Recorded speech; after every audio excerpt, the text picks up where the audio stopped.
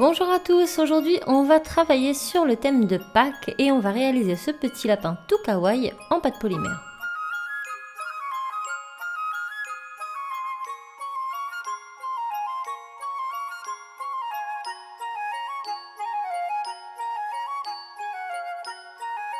Commençons par voir ensemble la liste de matériel nécessaire à la réalisation de ce petit lapin.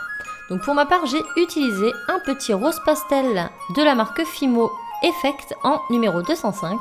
J'ai utilisé du orange translucide en 404 et également un vert pomme en 50 en Fimo Soft. Et pour le blanc, j'ai pris de l'Apremo, donc c'est la première fois que je l'ai utilisé et il est vraiment très bien.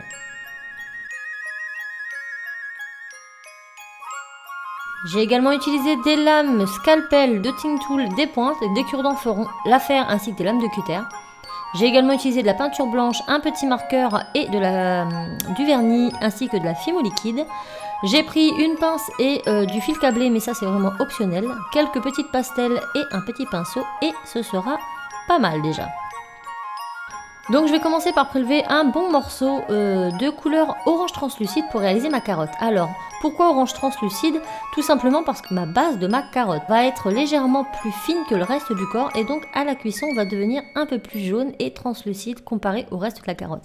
Et je trouvais le résultat vraiment génial. Mais vous pouvez prendre du orange tout à fait normal, ça fera également l'affaire. Donc on forme une carotte, on va faire tout simplement une grosse goutte. Et moi pour ma part, je vais la déformer un petit peu parce que je trouve ça beaucoup plus sympathique. Une carotte n'est pas droite du tout. Je trouve les carottes déformées beaucoup plus jolies que les carottes tout droites. Donc on fait une grosse goutte qu'on aplatit légèrement sur le dessous. Puisque l'arrière sera plat, on garde un peu le bombé au-dessus et on lui donne une forme un peu biscornue, ce qui lui donnera une plus belle allure je trouve. Quand on a plus ou moins la forme de notre choix, là pour moi ce sera bien, on va réaliser la petite feuille.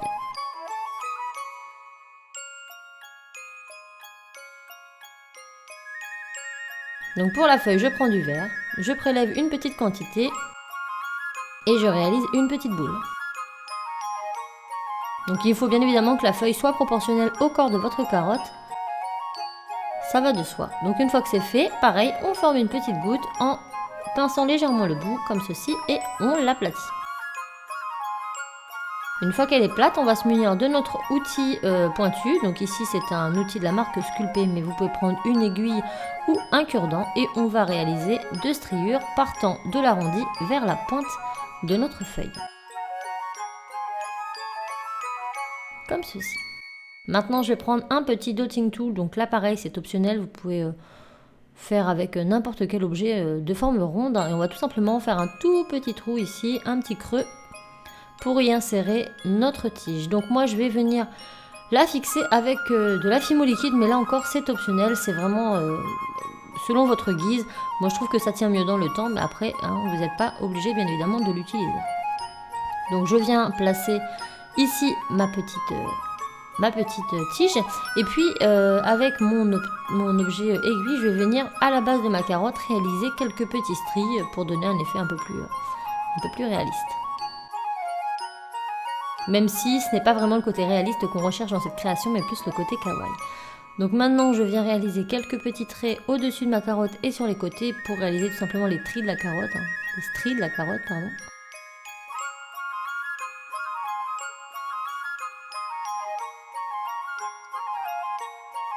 Et voilà, ma petite carotte est faite. Et c'est grâce à cette carotte que nous allons pouvoir faire notre petit lapin autour, puisque ça va suivre plus ou moins les proportions de notre carotte. Donc on commence par prélever une boule de blanc, plus ou moins de la taille, je vais vous le montrer tout de suite. Je la prélève.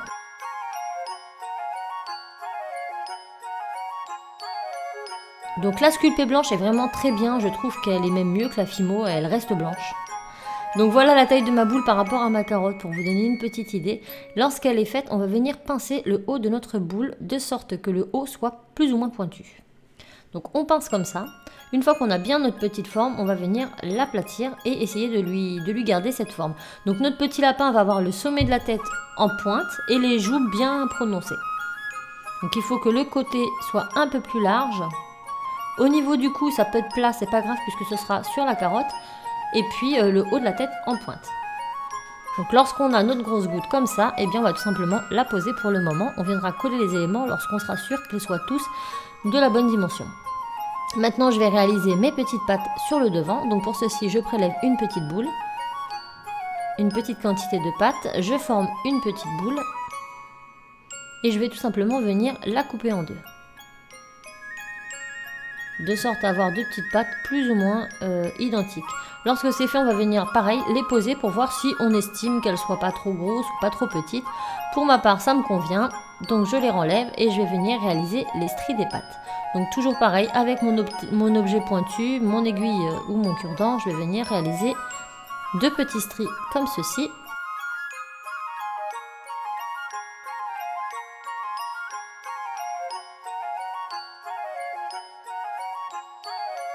Donc je pose mes petites pattes et maintenant je vais faire mes pattes arrière. Donc là, je le pousse un peu. Donc pour ma patte, je prélève mes pattes, je prélève un morceau un peu plus grand. Je forme un petit boudin que je vais venir pareil couper en deux de sorte à avoir plus ou moins les deux mêmes quantités de pâte. Je dis bien plus ou moins. On n'est pas au centimètre près. Lorsqu'on a plus ou moins la même quantité à droite et à gauche, on va venir former une boule.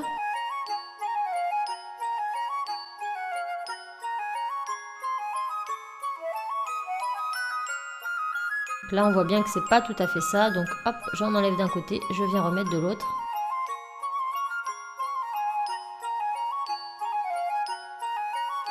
Je forme ma boule.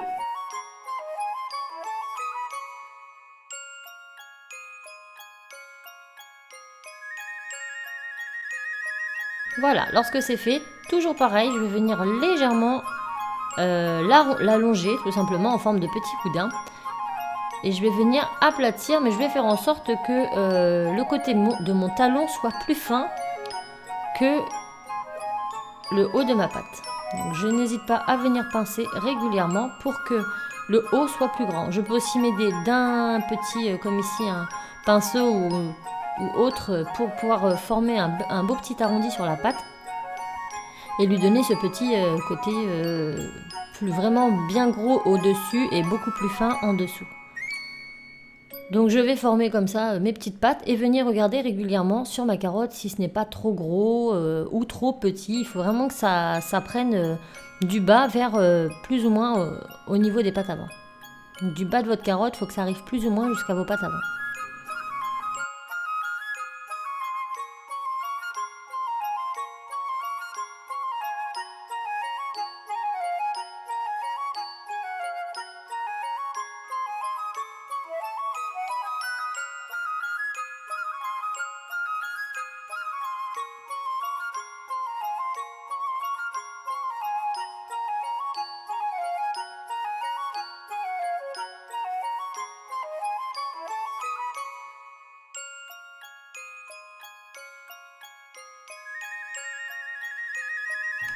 Lorsque c'est fait, on vérifie et quand ça nous convient, de la même manière, on va réaliser nos stries de nos pattes.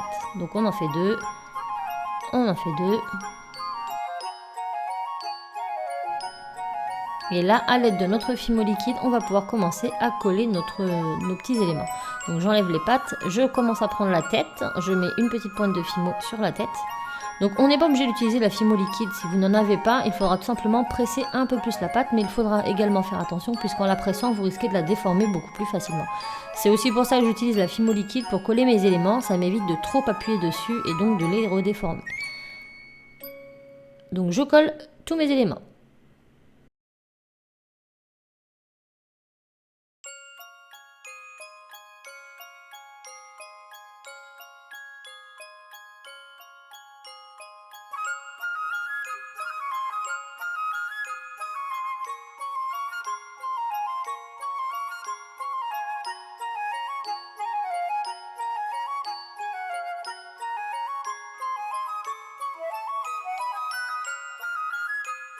Lorsque c'est fait, à l'aide de ma grande lame, je vais venir délicatement décoller mon travail de mon support.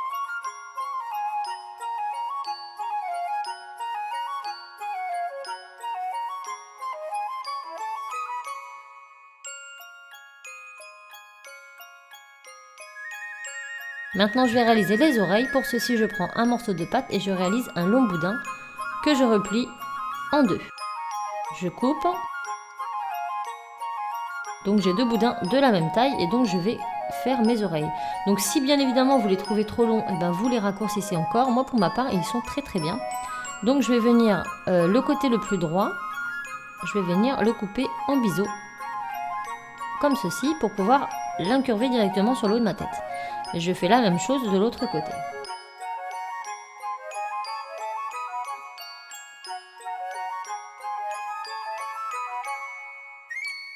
Donc là, je ne vais pas mettre de fimo liquide puisque c'est le sommet de ma tête. J'arrive plus ou moins à sceller le tout sans trop abîmer. Donc je peux évidemment m'aider d'un dotting tool. Et une fois que c'est fait, je remonte légèrement mes oreilles pour que le centre soit collé ensemble. J'aplatis après un petit peu et je vais garder deux petites boules de pâte blanche pour réaliser mes yeux tout à l'heure. Puisque après, je vais passer à la couleur rose. Donc je fais tout mon blanc en même temps. Donc ensuite, je prends mon rose. Je vais venir réaliser, comme tout à l'heure, un long boudin. Je vais prendre une extrémité qui est arrondie. Je place en haut d'une oreille. Et je la fais tout simplement redescendre. Et lorsque tout est bien mis, hop, je viens couper à hauteur de mes oreilles. Comme ceci.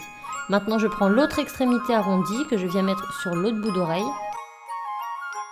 Et hop, je redescends et pareil, je coupe l'excédent. Lorsque c'est fait, j'appuie légèrement avec mes doigts pour l'aplatir. Je peux m'aider aussi de dotting tool.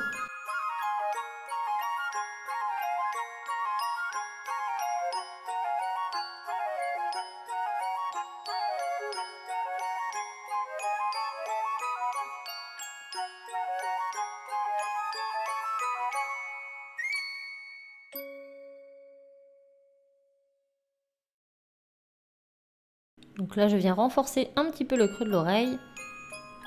Hop, des deux côtés. Et ensuite, je vais venir réadoucir les traits avec mes doigts. Pour ne pas que ce soit trop marqué non plus.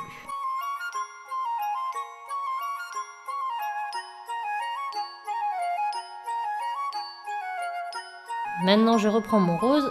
Je vais prendre une petite boule.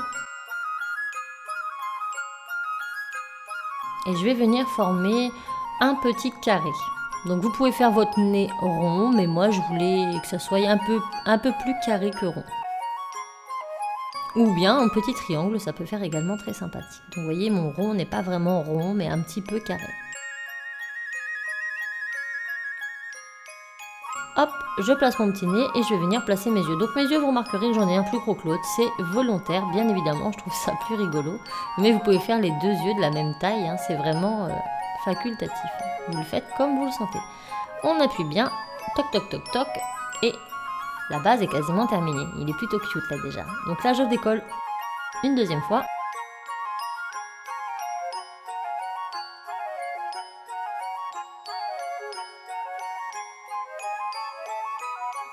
On va maintenant se munir de nos pastels secs. Donc moi, ce sont des petites pastels de la marque Comté, mais n'importe quel pastel fera l'affaire. Si vous n'en avez pas, vous pouvez utiliser une craie rose ou bien du fard à paupières, tout simplement.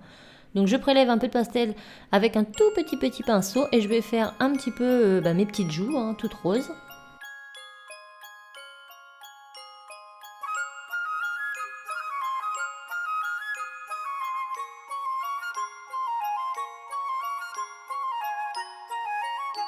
Je vais également en mettre sur le talon.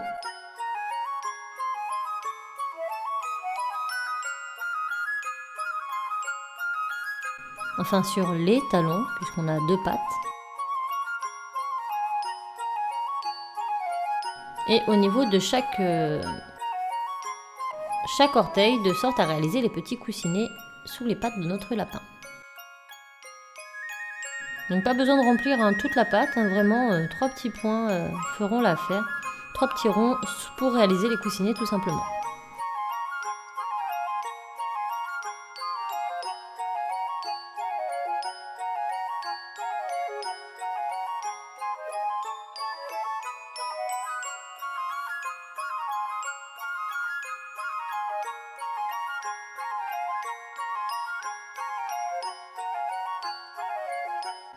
Maintenant, je vais prendre mon fil câblé pour réaliser mes petites moustaches. Si vous n'avez pas de fil câblé, vous pouvez utiliser du fil aluminium en 0,8 puisque le 1 risque d'être un peu trop gros ou bien n'importe quel petit morceau de métal assez fin fera l'affaire. Et si toutefois vous n'en avez pas, ces moustaches sont bien évidemment facultatifs. Donc là, je viens en couper 6 morceaux de plus ou moins la même taille.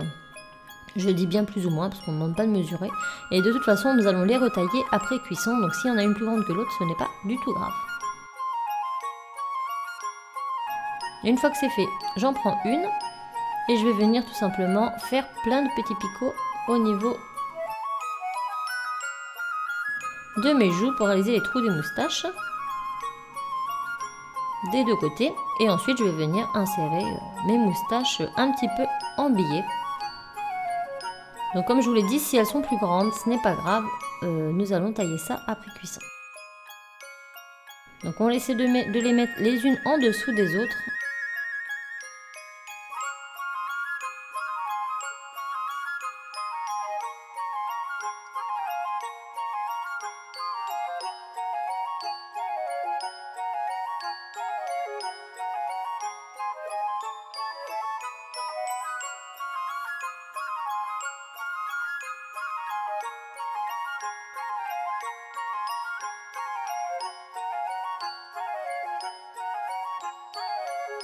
Et maintenant, on passe au four. Donc pour la cuisson, vous vous référencez tout simplement à ce qui est écrit sur vos pains de Fimo. Et voilà, mon petit lapin est cuit et dur. Donc vous remarquerez le bout de la carotte qui est, comme je vous l'ai dit, beaucoup plus clair, dû au côté translucide. Donc ça, j'aime beaucoup. Donc là, j'ai pris, tout à l'heure, j'avais mis un marqueur ACD, mais même un pro marqueur fera l'affaire. Et si vous n'en avez pas, la peinture acrylique noire sera tout aussi bien également. Donc là, je viens faire les 2 ronds de mes pupilles de mon lapin avec du noir. Donc le Posca, c'est de la peinture en crayon. Donc, et maintenant, avec de la peinture blanche et un petit dotting tool, vous pouvez aussi utiliser le point d'un cure-dent, hein, c'est la même chose. Je vais venir faire quelques petits points blancs dans mon œil. Hop, dans ma pupille. Et puis je vais en faire un autre tout petit au-dessus pour que ça lui donne un petit effet pétillant dans les yeux. Et pour terminer, je viens en reprélever un peu et je vais faire une petite goutte sur mon nez pour qu'on ait l'impression que celui-ci est tout luisant.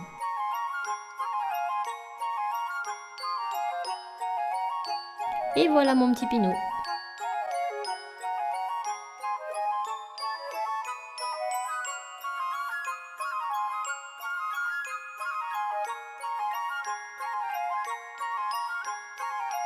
Une fois que c'est sec, on vient égaliser nos moustaches. Donc là, j'ai pris une flush cutter, mais une pince coupante, ça marche aussi, et même une paire de ciseaux. Le fil câblé est très fin, donc ça se coupe vraiment avec beaucoup d'outils. Donc bien évidemment, si vous souhaitez en faire un porte-clés, là celui-ci je vais en faire un aimant, mais si vous voulez faire un porte-clés, n'oubliez pas de mettre un petit piton avant cuisson, c'est préférable. Donc juste avant de le mettre au four, vous mettez un petit piton à l'arrière de la tête et vous pourrez ainsi le mettre en porte-clés comme l'autre que j'ai fait juste avant. Donc une fois que c'est fait, je vernis.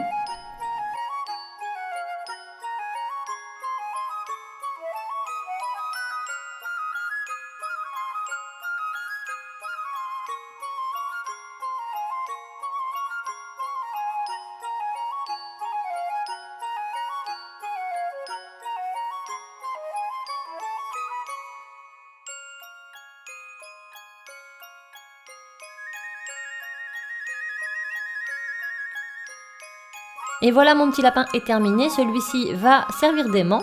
Et le deuxième que j'ai fait précédemment, j'en ai fait un petit porte-clés et donc j'ai mis un petit piton à l'arrière de la tête avant la cuisson.